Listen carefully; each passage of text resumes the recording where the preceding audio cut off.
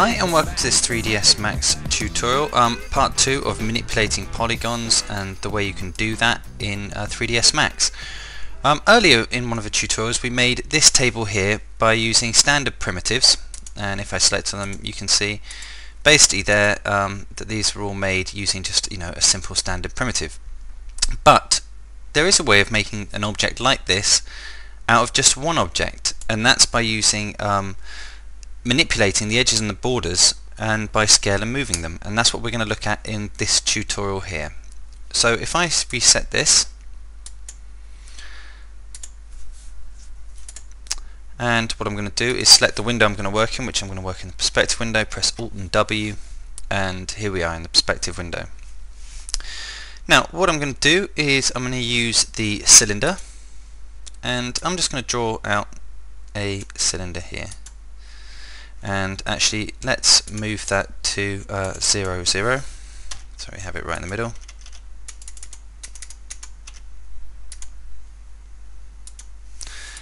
And in fact let's just scale that down and make it a tiny bit thinner,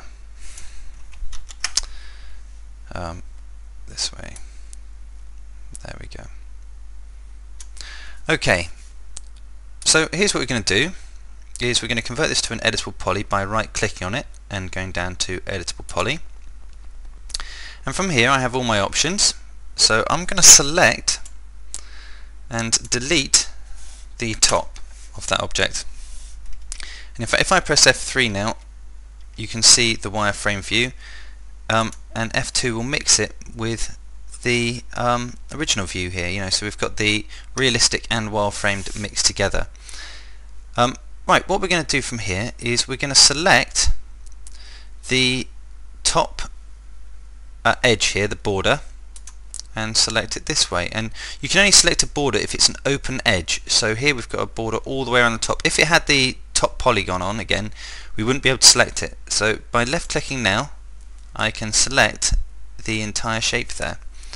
And what we're going to do is we are going to scale this in on itself. So if I select uniform scale and hold down shift and drag it down, it'll pull all those edges on the border together. And now if I select the select to move and let's pull it up, so I hold down shift and pull up,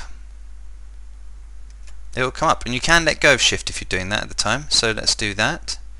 Then I'm going to bring in the scale again, and now the move again, and hold down shift. Always remember this by holding down shift, and perhaps from up here now I'm going to scale and hold down shift and pull it up, and that will scale it out that way, so we can get our tabletop. Oh, I've just deselected there, watch out for that. So hold down shift, continue that way. And you'll see that when I let go of shift I'm actually creating another edge that I'm pulling out there. So really I should have just carried on without holding down shift there and just let that go. Select the move tool, let's move it up on the x-axis.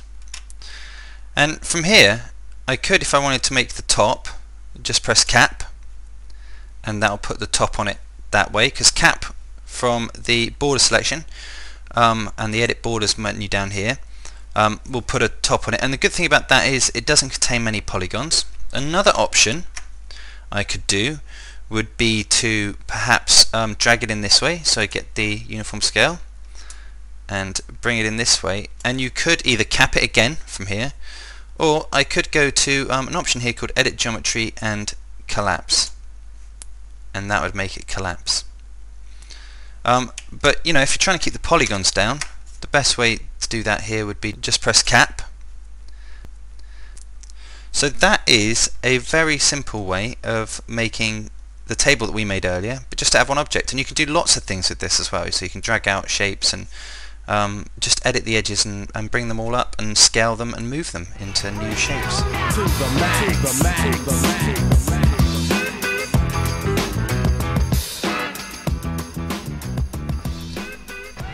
Okay, so what I've done is we've just done our example of how to pull and resize polygon edges and things to create a round table. What we're going to do now is we're going to make a coffee table, and in this one it's going to use some of the similar sort of techniques we've used before now, but what we're going to be introduced this time to is the taper, and we're going to create tapered legs which almost like come in on themselves and come out and give them some sort of shape. So this is going to be a little coffee table.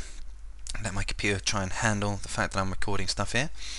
And what we're going to do is we're going to create a coffee table, and it can have a glass top. We're not going to make the glass material now, but we'll come to that in later tutorials.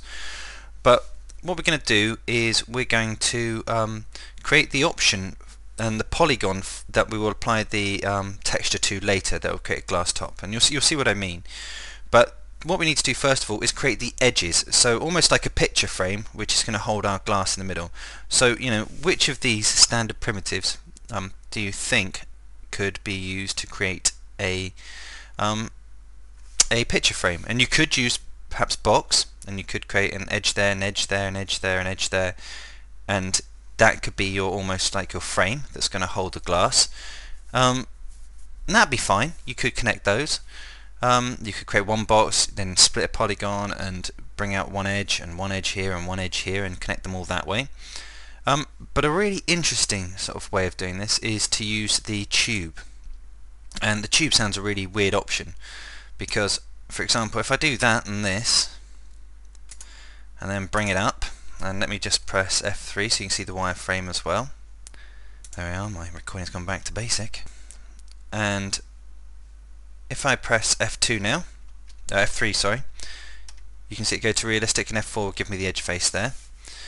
And that looks nothing like a table, but if I go to the modifiers list here, and first of all we don't want this many height segments. Remember, it's about keeping down polygons. One height segment is fine, but also from the modifier, make sure I'm selected on it, if we take the sides of this tube down to 4, we get a square. And that's really useful for what we want to do, because that's basically our border and our edges. So if I just move this now back to 0, 0, 0,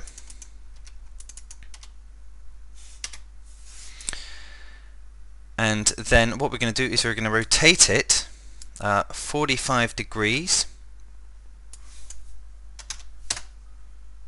and that's on the Z axis. So if you think the Z's a point going right through it, we've just turned it 45 degrees on that point. And then what we're going to do is I'm just going to adjust the height first. Let's make the height a realistic coffee table size, so something, say about, how does 30 look?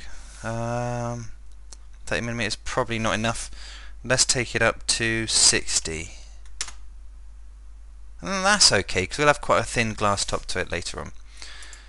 And the radius at the moment, I'm just going to make these both the same. It doesn't really matter too much. I'll make it as 600, and this one here, about the thickness, let's make this 700 maybe. And that's looking alright. So that's the start of our coffee table. What we're going to need to do now, if we edit this, is turn it into an editable poly. So I'm going to select my object, right click on it, convert to editable poly, and now you should see, if I select the vertex, we have all the vertex here, and if I press F4 you can see the arrows, the lines and the edges and things as well.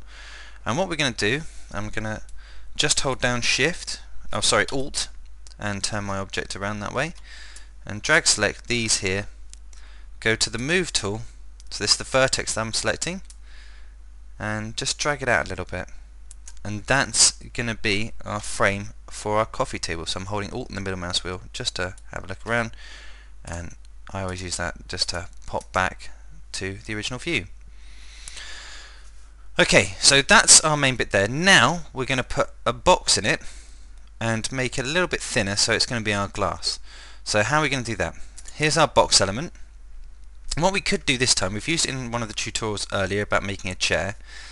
We're going to use the snap, and if I right click here, I've already got it selected from my previous tutorial. You might not, but I've got only the vertex selected here. So when I snap and draw this, it's going to draw, you can already see actually there, it's selecting these options here just to snap to these vertex.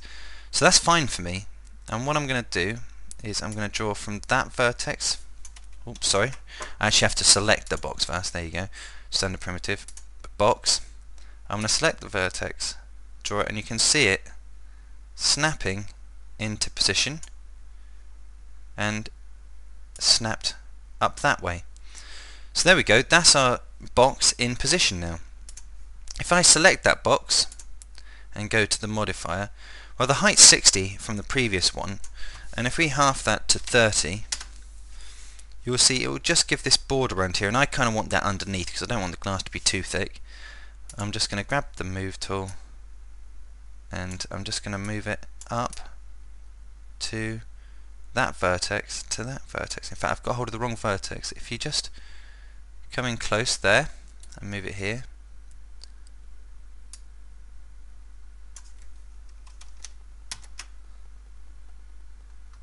there we are, a bit awkward fiddly, but there we go. So a little bit fiddly, but it's cool because it snaps into position. I could have also moved it up on the Z-axis 30mm as well, so you can see there. Right, so that's the main basis of our table. Look underneath and you can see it's got that rim to it as well now. And next what we're going to do is we're going to create some tapered legs. This is kind of the new bit of this tutorial, because all those things there, perhaps not the tube, but all the rest of it you've seen before and you know how to snap and stuff. What we're going to do is we're going to create a box, and we're going to click out, drag up our box. And actually, do you see that there with the snapping as well? With the snapping on, it snapped up a couple of times. That's fine though, because we can adjust our length and height and width and stuff now. So let's look at the height. Looking at the coffee table I've got in this room, I would say the height is probably about half a meter maybe. That might be too high actually. Oh, sorry, the height. I still think that's probably a bit high actually. Let's try 35 centimeters, and the width probably about let's try 10. No, it's nowhere near 10 centimeters, is it?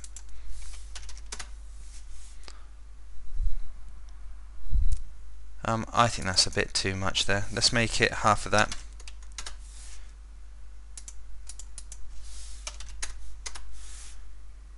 Okay, so that's our line now, and what we're going to do is we're now going to taper it. So what I'm going to do is I'm going to adjust the amount of the height segments. This will allow our taper to create a smoother taper between the lines. So if we had less height segments and we tapered it, it wouldn't create such a smooth angle. So from here, what I'm going to do is I'm going to go to the modifier, and then I'm going to select the taper option from the modifier list, and that's just there. And here this brings up the parameters for the taper options. So from here we can adjust the amount of taper, and you can see it's tapering the top and the bottom if you adjust that, the curve, and then the amount. So you can create all these different style legs, you see. You can select different axis that you wish to taper on. I'm going to stick to the Y and Z, and you can also adjust the limit, so you know how much the upper limit's going to be of your curves and things and stuff. But for the moment, what I suggest we do is we just stick to the curve, and what we're going to do is we're going to taper these in and give it a nice smooth curve. So now we're going to align our tapered leg to the border of the table. So here's our tapered leg, and I use the align tool and I make sure I click on the border of the object, and first of all I'm going to align center to center of the Y position and apply that. Now remembering that this is the minimum of Y and that's the maximum of Y, and I want it down here, which is the minimum of this table, I'm going to get the Y position, and it's going to be minimum Y of the current object to the minimum Y of the table, and I'll apply that. But then I want to align this to here. Now this edge here is what I want to be up against this edge here, so it's going to be the X position, maximum and maximum. So it's the maximum edge here to the maximum edge there, and I apply that. So that now becomes our table leg. Now on the Z position, which I want to be underneath here, remember I could decide to lift this up or not, but I'm just going to move these down so I can create the one object. It's the maximum Z to the minimum Z of this object. So here I'm on maximum and to minimum. Maximum almost looks like it's right there, but you'll notice that you can see the wireframe on the top there, so it's right against the very top edge, the face here, the polygon. So if I make it minimum there, that now is in position. So let's have a look at that. And there we go. So that's our tapered leg. Now what I can do here is just hold down Shift, as we've done many times before, and I'm going to drag it out. I'm going to make an instance of this object, because if I decide to change it, and we will have a look at that quickly, all of the objects will change at the same time. And this object is going to be aligned to the table. Wrong one, sorry, there. Aligned it to this border here. And it's going to be the maximum Y position to the maximum Y position there. And that should be fine because I dragged it out straight. And then these two objects here, I'm going to control select both of them, use the move tool, and hold down Shift and drag them out. Remember, I should really be giving these names, but for the moment that's fine. We'll come back to that later. And what I'm going to do is I'm just going to align these two here. So this one I'm going to align to the table border, and that's going to be the minimum X of this object to the minimum X of that object, and the same will go for this one as well. So that'd be minimum and minimum.